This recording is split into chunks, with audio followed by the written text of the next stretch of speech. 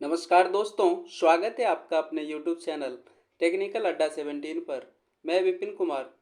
आज हम एक अलग चैप्टर को देखेंगे जिसका शीर्षक है माप और मापक यंत्र। इसका थ्योरी सेक्शन देखने के बाद हम इस चैप्टर से कुछ महत्वपूर्ण ऑब्जेक्टिव प्रश्न को भी करेंगे। अभी फ़िलहाल जो भी चैप्टर पढ़ाया जा रहा है वो सभी के लिए कॉमन है, फिटर, टर्नर, वेल्डर, मशीनिस्ट व अन्य ट्रेड के लिए। इसके बाद जैसे जैसे हम वीडियो अपलोड करते जाएंगे सबका अलग अलग प्लेलिस्ट बना दिया जाएगा। तो चलिए शुरू करते हैं बिना देर किए। इससे पहले अगर आप चैनल पर पहली बार विजिट कर रहे हैं तो सब्सक्राइब करें व अपने दोस्तों में शेयर करें। चैप्टर का शीर्षक है मेजरमेंट एंड मेजरिंग टूल्स। कार्यशाला में कार्य करते समय कारीगर को अपनी क्षमता दक्षता के अनुसार सही औजारों का प्रयोग तथा उनके आकार की सही जानकारी होनी चाहिए। वैसे कारखाने का सही काम उसकी माप पर निर्भर करता है। माप के प्रकार मुख्यतः 4 प्रकार के होते हैं। रेखीय माप यानी लाइनर मेजरमेंट, कोणीय माप, एंगुलर मेजरमेंट, त्रिज्या माप, रेडियल मेजरमेंट, समतल सतह माप, प्लेन सरफेस मेजरमेंट। रेखीय माप, जो माप सीधी रेखा में ली जाती है उसे रेखीय माप कहते हैं। यह माप स्टील रूल्स, ऊंचाई गेज, गहराई गेज, वर्नियर कैलिपर्स, माइक्रोमीटर से ली जाती है। दूसरा है कोणीय माप, दो सीधी रेखाओं के आपस में काटने से बनने वाले कोण की माप को कोणीय माप कहा जाता है। इसके मापी यंत्र हैं try square, angle protector, vernier bevel protector, sine bar आदि। तीसरा है त्रिज्या माप, रेडियल मेजरमेंट, जो माप गोलाई में ली जाए उसे त्रिज्या माप कहते हैं। इसके यंत्र हैं रेडियस गेज, रिंग गेज इत्यादि।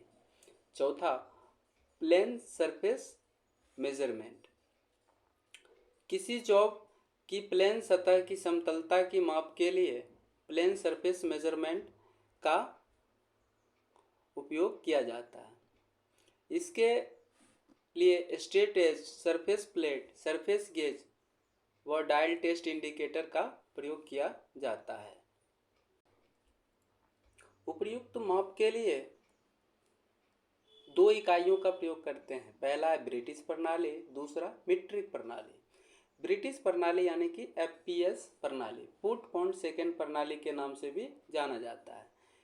ब्रिटिश मानक संस्था की स्थापना कब हुआ था? 1855 ईस्वी में। इसको ध्यान रखिएगा, 1855 ईस्वी में ब्रिटिश मानक संस्था का स्थापना हुआ था। लंबाई की माप के लिए ब्रिटिश प्रणाली में इकाई है गज यानी कि यार्ड। क्रिकेट की पिच 22 गज का होता है। क्रिकेट की पिच 22 गज का होता है। तो ध्यान रखना आपको कि ब्रिटिश प्रणाली में लंबाई का मापक क्या होता है? गज होता है और दूरी का फुट होता है। चलिए आगे बढ़ते हैं, कुछ महत्वपूर्ण बिंदु को देख लें। 1 गज बराबर 3 फुट, 1 फुट बराबर 12 इंच, इंच का 1/8वां भाग, इंच का 1/8वां भाग सूत होता है और इंच का 1/64वां भाग चूल होता है। मीट्रिक प्रणाली या सीजीएस प्रणाली आजकल प्रयोग में लाई जाने वाली प्रणाली है। इसकी इकाई मीटर होती है। 1 मीटर बराबर 100 सेंटीमीटर बराबर 1000 मिलीमीटर, 1 सेंटीमीटर बराबर 10 मिलीमीटर। अब हम ब्रिटिश प्रणाली और मीट्रिक प्रणाली के बीच का संबंध देखेंगे। 1 इंच बराबर 25.4 mm बराबर 2.54 सेंटीमीटर, क्योंकि 1 सेंटीमीटर बराबर 10 mm होता है। 1 फुट बराबर 30.48 mm, 1 गज बराबर 0.914 मीटर, 1 mm बराबर 0.039 इंच, 1 सेंटीमीटर बराबर 0.394 इंच, 1 मीटर बराबर 39.37 इंच या 1.094 गज। ध्यान रखिएगा कि कभी कभार मीटर को इंच में कन्वर्ट करने के लिए कहता है। तो अगर मीटर 1 मीटर बराबर 39.37 इंच होता है, तो कितना भी मीटर का पूछ दे आप इससे गुना कर दीजिएगा, आसानी से निकल जाएगा।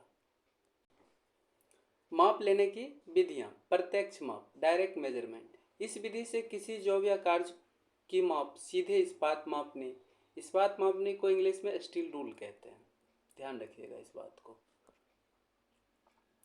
आगे वर्नियर कैलिपर्स, ऊंचाई गेज, गहराई गेज तथा माइक्रोमीटर से मापी जाती है।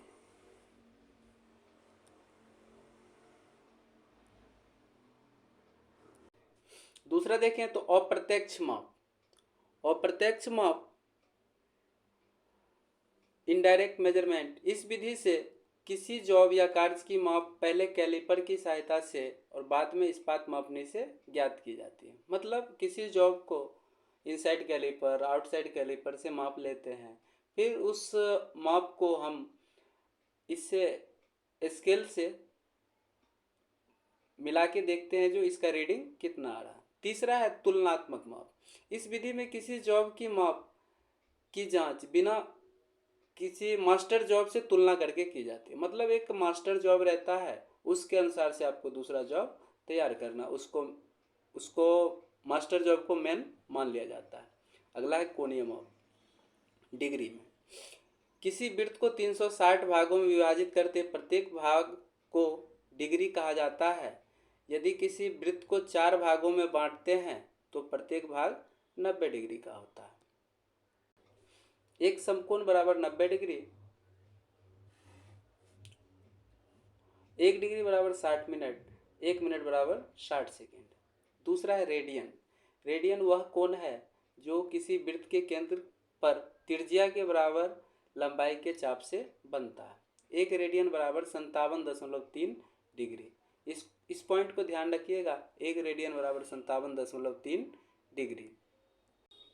अगला है तापमान की माप। किसी वस्तु का ताप जिस यंत्र के द्वारा मापा जाता है उसे तापमापी कहते हैं। किसी वस्तु का ताप के पैमाने पर संख्या के रूप में निरूपित होने की युक्ति या यंत्र जिसमें उस पैमाने का उपयोग होता है तापमापी कहलाता है। तापमापी पैमाना मुख्यतः 4 रूप से होते हैं। एक सेल्सियस पैमाना, फ़ारेनहाइट, रोमर पैमाना, केल्विन पैमाना। सेल्सियस को डिग्री सी से निरूपित करते हैं, फ़ारेनहाइट को डिग्री फ़ारेनहाइट से दर्शाते हैं, रोमर को डिग्री आर से दर्शाते हैं, व केल्विन पैमाना को कैपिटल के से निरूपित करते हैं। आगे बढ़ें। विभिन्न पैमानों के तापक्रमों की सारणी। पैमाना, निम्नतम फ्रिंज बिंदु, उच्चतम फ्रिंज बिंदु और अंतर। तो पहला बात करें सेल्सियस का, तो न्यूनतम इसका 0 डिग्री होता है सेल्सियस और उच्चतम फ्रिंज बिंदु 100 डिग्री, तो अंतर कितना हो जाएगा 100। दूसरा है फ़ारेनहाइट। फ़ारेनहाइट 32 डिग्री फ़ारेनहाइट से शुरू होकर 212 डिग्री फ़ारेनहाइट पे ख़त्म होता है। ये 180 भागों में बटा होता है, मतलब अंतर कितना हो गया 180। तीसरा है रोमर। रोमर 0 डिग्री रोमर से शुरू होकर 80 डिग्री रोमर तक रहता है, यानी उच्चतम फ्रिंज बिंदु इसका 80 डिग्री है, अंतर हो जाएगा 80। चौथा है केल्विन। केल्विन 273 केल्विन से शुरू होकर 373 केल्विन तक चलता है, इसका अंतर 100 का हो गया। विभिन्न पैमानों में संबंध। तो आपसे कभी कभार एग्जाम में क्वेश्चन पूछ लिया जाता है कि डिग्री सी को फ़ारेनहाइट में बदलें, फ़ारेनहाइट को रोमर में बदलें, या फ़ारेनहाइट को केल्विन में बदलें, तो आप आसानी से इस फार्मूला का उपयोग करके बदल सकते हैं। ऊपर दिए गए फार्मूले में C - 0/100, F - 32/180, R - 0/80, K - 273/100। इसको छोटा करके नीचे लिखा गया है C/5 बराबर F - 32/9 बराबर R/4 बराबर K - 273/5। अगर आपको वीडियो अच्छा लग रहा हो और इसका PDF नोट्स वगैरह चाहिए तो आप टेक्निकल अड्डा 17 चैनल पे जुड़ के टेलीग्राम से डायरेक्ट आप फ्री में सारा नोट्स वगैरह प्राप्त कर सकते हैं।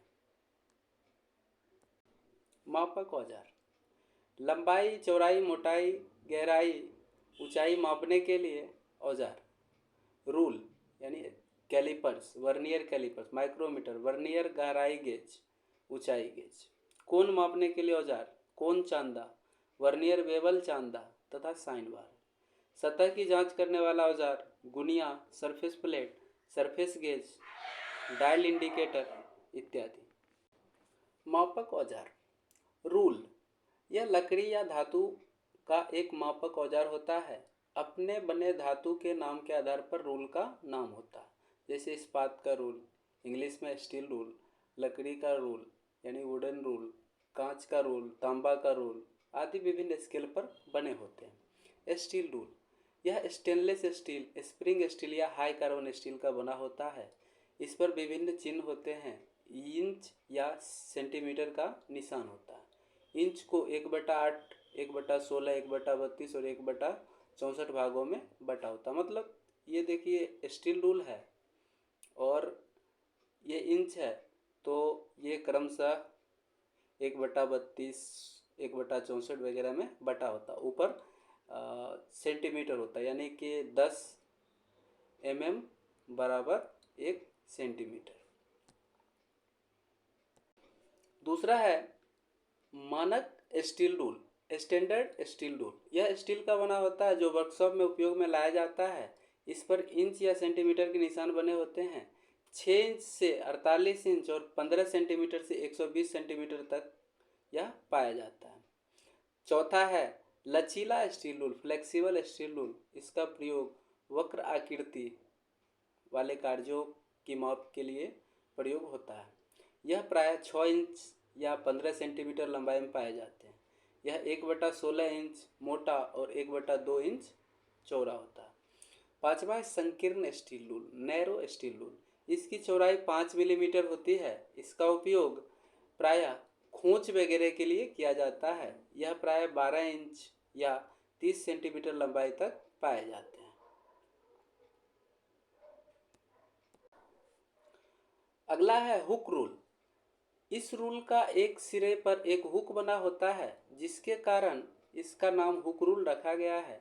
इसका प्रयोग भीतरी कैलिपर्स व विभाजनी पर पाठ्यांक सेट करने के लिए किया जाता है। यह 12 इंच से 30 सेंटीमीटर लंबाई तक पाया जाता है। जैसा कि आप चित्र में देख रहे हैं, इस किनारे पे इसमें हुक बना हुआ है, तो इसे इस किनारे पे हुक बनने के कारण इसे हुक रूल कहा जाता है। अगला है चाबी पीठ रूल, की सीट रूल। यह एंगल आयरन की आकृति का होता है, जिसे बॉक्स गुनिया भी कहते हैं। यह दो रूपों का 90 डिग्री के कोण पर जोड़कर बनाया जाता है। इस रूल का प्रयोग बेलनाकार शेफ्ट पर चाबी मार के निशान लगाने व माप लेने के लिए किया जाता है। अगला है छोटा रूल, शॉर्ट रूल। यह छोटे छोटे रूलों का एक सेट होता है, जिसमें 1/4 इंच, 3/8 इंच, 1/2 इंच, 3/4 इंच व 1 इंच लंबाई की पत्तियां होती है। ब्रिटिश प्रणाली के लिए रूल के लिए 1 इंच के 32वें भाग का निशान अंकित होता है। यह तंग जगहों की माप के लेने के लिए बनाया जाता है। अगला पॉइंट देखें 9वां, तो स्टील टेप रूल। यह एक लचीला रूल होता है। इससे टेढ़ी मेढ़ी उत्तल या अवतल सतहों की माप ले सकते हैं। इससे लंबी दूरी की माप ली जाती है। यह 1/2 इंच चौड़ा और 72 इंच तक लंबा होता है, जैसे कि आप चित्र में देख रहे हैं स्टील टेप रूल। अगला है स्टील टेप। यह स्टील टेप जैसा होता है और लचीला भी होता है। इसका उपयोग लंबी दूरी मापने के लिए किया जाता है। यह 3/4 इंच चौड़ा तथा 25 से 100 फुट लंबा होता है। नेक्स्ट पॉइंट है फोल्डिंग स्टील रूल। इसका उपयोग बढ़ईशाला में होता है। इसे खोलकर 6 फुट लंबाई तक बढ़ाया जा सकता है। यह पीतल या लकड़ी का बना होता है। ये फोल्डिंग स्टील रूल आप चित्र में देख रहे होंगे कि रिवेट के द्वारा एक दूसरे से जुड़ा हुआ रहता है।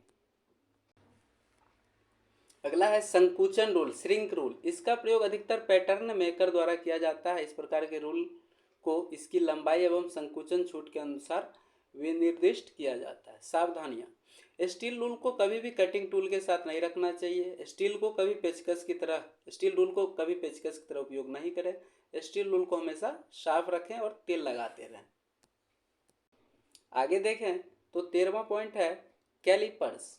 कैलिपर्स एक अप्रत्यक्ष मापी औजार है जिसका प्रयोग स्टील रूल की सहायता से किसी जॉब की लंबाई, चौड़ाई, मोटाई, व्यास आदि माप लेने के लिए किया जाता है। यह प्रायः हाई कार्बन स्टील या माइल्ड स्टील का बना होता है। ये पॉइंट आपको सबसे ज़्यादा इंपॉर्टेंट है, ध्यान रखिएगा। कभी कभार पूछ लिया जाता है कि कैलिपर्स किसके बने होते हैं, तो हाई कार्बन स्टील या माइल्ड स्टील के। कैलिपर्स के प्रकार में देखें तो पहला है आउटसाइड कैलिपर। जैसे कि आप चित्र देख रहे हैं, किसी गोल जॉब के व्यास को मापने के लिए इसका प्रयोग होता है। दूसरा देखें इनसाइड कैलिपर, जैसा कि चित्र में विदित है, ये आंतरिक व्यास को मापने के लिए इसका प्रयोग किया जाता है। मान लीजिए कोई ये जॉब है, इसके अंदर एक स्लॉट कटा हुआ है, तो यहाँ से यहाँ तक इसका कितना डिस्टेंस है, इस इनसाइड कैलिपर की सहायता से मापा जा सकता है। जैनिक कैलिपर्स का उपयोग मुख्यतः मार्किंग के लिए किया जाता है। सावधानियाँ देखें तो कैलिपर्स का प्रयोग जॉब के साइज के अनुसार करना चाहिए। घूमते हुए जॉब पर कैलिपर्स का प्रयोग नहीं करना चाहिए, नहीं तो क्या होता है, कैलिपर्स का सिरा घिस जाता है। समय समय पर आवश्यकता अनुसार तेल और ग्रीस लगाते रहना चाहिए कैलिपर्स में। कैलिपर्स के साथ छेड़छाड़ ना करें और इसको अधिक कसकर नहीं लगाएं। अगला पॉइंट देखें हम तो ट्राई स्क्वायर को हिंदी में गुनिया भी कहते हैं। यह एक प्रकार का चेकिंग व मार्किंग टूल होता है जिसका मुख्य कार्य किसी जॉब के 90 डिग्री कोण चेक करने, जॉब की समतलता भी चेक किया जाता है। इसका ब्लेड हार्ड कार्बन स्टील को बनाकर हार्ड व टेम्पर कर दिया जाता है। इसका स्टॉक कास्ट आयरन स्टील से बनाया जाता है। इसका साइज उसके ब्लेड की लंबाई से लिया जाता है। साइज के अनुसार यह 100 mm से लेकर 300 mm तक पाई जाती है। फिक्स्ड ट्राई स्क्वायर, तो ये वाला भाग स्टॉक कहलाता है, स्टॉक। इसके बाद ये वाला भाग स्ट्रेट एज कहलाता है, स्ट्रेट एज कहलाता है, और ये इस पूरे को ब्लेड कहते हैं। वैसे ये दो प्रकार के पाए जाते हैं, एक जिसमें ये जैसे स्टील रूल लगा हुआ है तो इससे मापनी आसान हो जाता है, और दूसरा होता है जो वो लोहे का ही रहता है जिससे समतलता चेक की जाती है। दूसरा है adjustable try square. Adjustable try square को एडजस्ट किया जा सकता है। अब सावधानियां देखें, ट्राई स्क्वायर को दूसरे कटिंग टूल्स के साथ मिलाकर नहीं रखना चाहिए। कार्य करने से पहले व बाद में इसको साफ कर लेना चाहिए। इसका प्रयोग हथेरे और पेचकस की तरह नहीं करना चाहिए। इसका जब प्रयोग ना हो रहा हो तो इसको तेल लगाकर साफ करके रख देना चाहिए। चलिए वीडियो में अब हमारा थ्योरी सेक्शन कंप्लीट हो चुका है। अब कुछ हम ऑब्जेक्टिव क्वेश्चन को करेंगे। तो पहला क्वेश्चन है कि वर्नियर कैलिपर्स व माइक्रोमीटर से किसकी माप ली जाती है, तो रेखीय माप ली जाती है। पहला क्वेश्चन का आंसर एक। दूसरा है एक गज किसके बराबर होता है, तो एक गज हो जाता है आपका 0.914 मीटर के बराबर। तीसरा क्वेश्चन देखें, तीसरा क्वेश्चन पूछ रहा है मीट्रिक प्रणाली में स्टील रूल का लीस्ट काउंट कितना होता है, तो मीट्रिक प्रणाली में 1/2 mm। अगला पॉइंट देखें, सतह की जांच करने वाला औजार है गुनिया, सरफेस प्लेट, सरफेस गेज, उपरोक्त सभी। आंसर इसका ऑप्शन हो जाएगा 4, सभी। पांचवा क्वेश्चन देखें तो क्वेश्चन पूछ रहा है आपसे रैखिक मापन के रूप में किस उपकरण का प्रयोग किया जाता है, तो रैखिक मापन के रूप में इस्पात रूल का प्रयोग किया जाता है, स्टील रूल। चलिए आगे बढ़ें। तो आपसे क्वेश्चन पूछा गया 20 डिग्री सी को फ़ारेनहाइट में, आपसे पूछा गया कि 20 डिग्री सी को फ़ारेनहाइट में चेंज करें। हम जानते हैं C/5 बराबर F-32/9। तो इसको हम छोटा करेंगे तो 20/C के जगह 20 रख देंगे। 20/5 बराबर F-32/9। ये हो जाएगा, 4 बार में कट जाएगा तो 9 चौके 36 बराबर F-32। इसलिए F बराबर इधर आ जाएगा, ये जोड़ में चला जाएगा उस साइड, तो 6 2 8 3 3 6। फ़ारेनहाइट में कितना आ गया? 68 डिग्री फ़ारेनहाइट, जो कि इसका सही आंसर हो जाएगा 68 डिग्री फ़ारेनहाइट। अगला देखें, पूछा जा रहा है 70 डिग्री फ़ारेनहाइट को डिग्री सी में बदलें। तो आप इसको कैसे बना सकते हैं? वही फॉर्मूला रहेगा C/5 बराबर F-32/9। तो यहाँ पे क्या करेंगे, C/5 बराबर यहाँ पे हो जाएगा आपका F के जगह पे आप 70 को रख देंगे। 70 - 32/9। C/5 बराबर 70 में से 32 गया 38/9। तो C बराबर हो जाएगा 38 गुना 5/9, यानी कि 190/9।